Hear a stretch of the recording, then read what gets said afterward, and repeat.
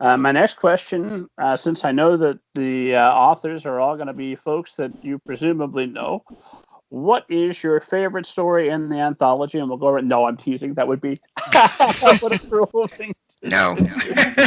Uh-oh. But I will expand that out to the group. And Cheryl, I'll come to you next. What is the difference in writing a short mystery as opposed to a longer mystery where you've really got time to explore the characters? What are the challenges of writing a shorter mystery, 6,000 words or less?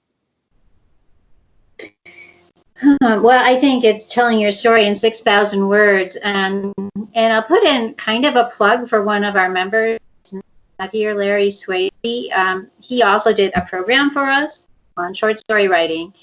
And his one-sentence summary of his presentation, with me as long as I have a thinking brain, is a novel is an evolution. A short story is a revelation. And I think that makes a lot of sense.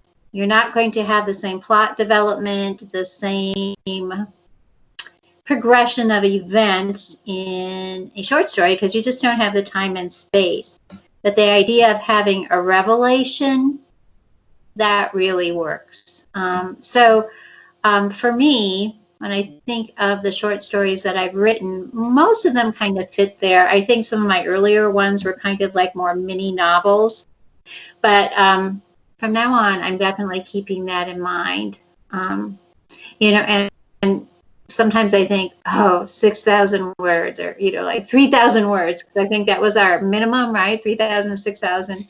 Will I ever be able to get that many words on this for this story? And then all of a sudden you realize, like, oh my gosh, I've got all of this. I've got to cut. But I think you have to stick to the idea of your story and really everything else because it's got to be concise. So I hope that answers your question.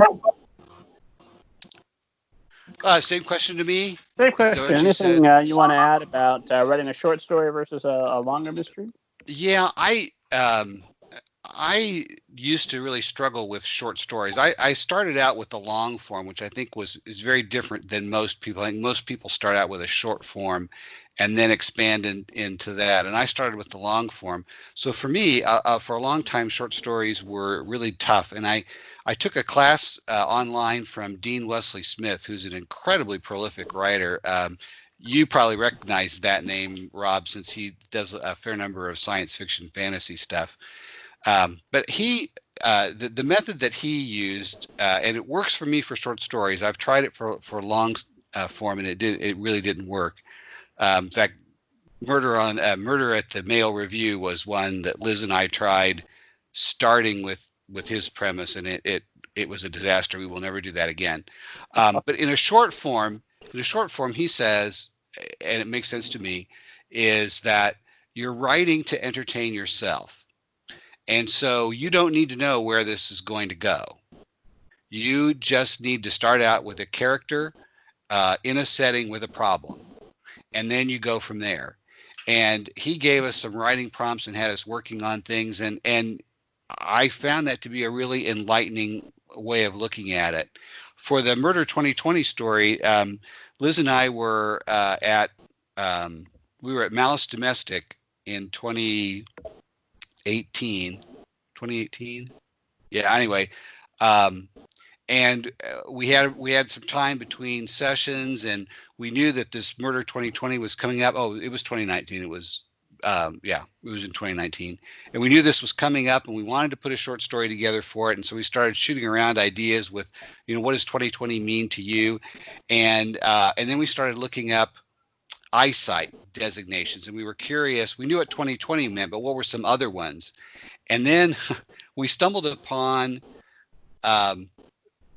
people who had perfect pitch.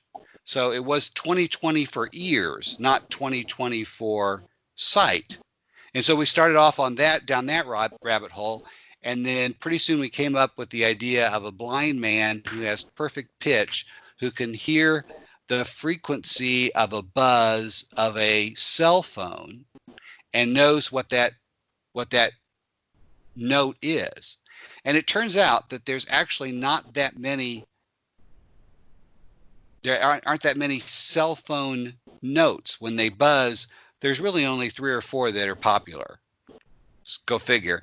And so this whole thing started spinning around and around, and we sat down and we wrote this thing, and had to cut, like Cheryl said. But we got it down to 6,000 words, and we were really excited how it came out. It introduces a new detective.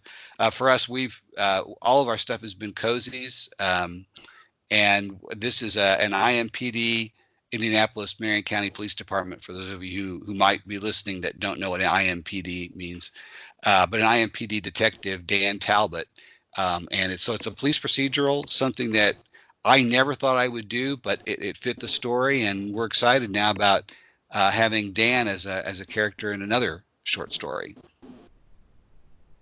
Could be a recurring character for multiple stories forever. I mean, don't milk that cow for all it's worth. My God. That's right. Lillie, anything to add about writing a short story, short mystery versus a longer one? I've thought about it plenty of times.